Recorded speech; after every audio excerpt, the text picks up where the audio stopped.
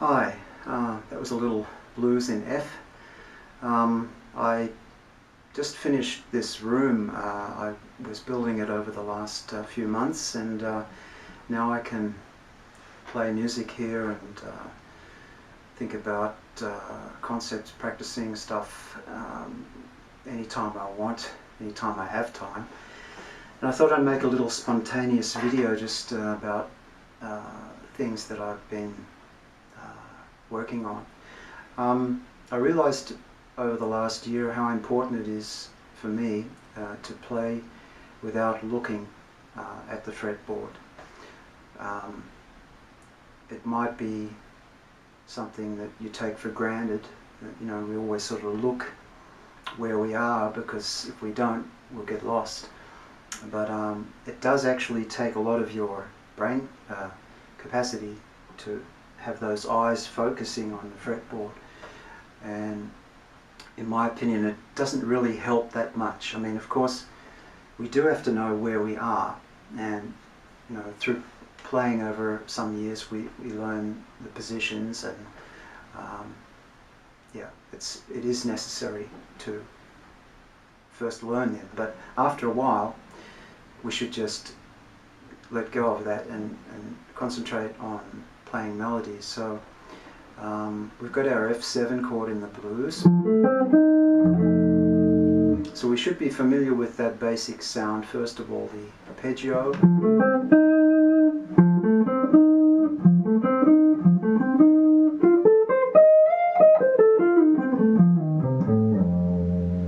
and with time we can play that stuff without looking at it, because we can see it in our heads, how that F goes up to the third, fifth, seven. Yeah, I didn't look, I was lucky. But again, I'm not trying to show off anything here. It's just something, it's got nothing to do with speed or technique. It's just getting a feel for your instrument. Okay, so now once we've got this F7 chord, we need to also think about melodies, because we're not just going to play an arpeggio all the time or a scale. The melody in a blues, I mean, there's of course themes you could learn, blues themes, which of course is a good idea to have a repertoire of blues themes. Let's say Billy's Bounce is one of them, or Straight No Chaser. Plenty of blues themes. Tenor Madness. Anyway, in these blues themes we have little melodies. One I particularly like is by Ornette Coleman. It's called Turnaround.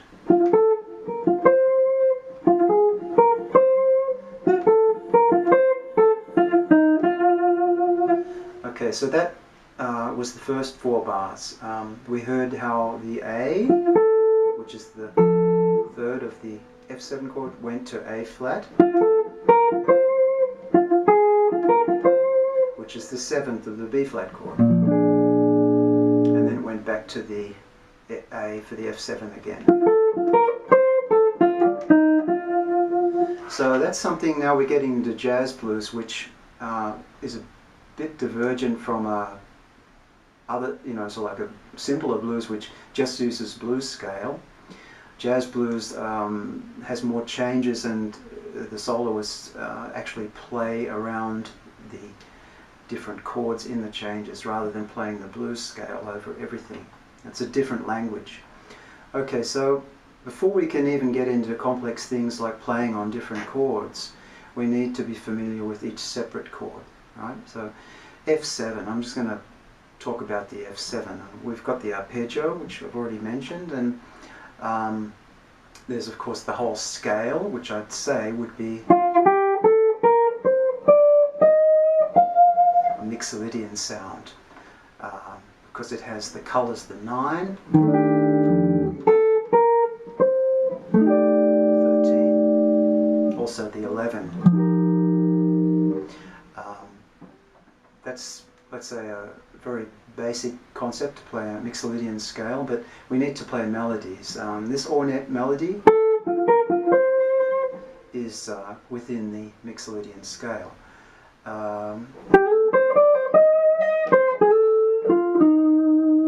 That one's also a Mixolydian scale because it had the, or within the Mixolydian scale, had the 13. And once we've got some melody, maybe we heard it on a record, or, well, we might have come up with it practicing a bit, we should be able to sing it.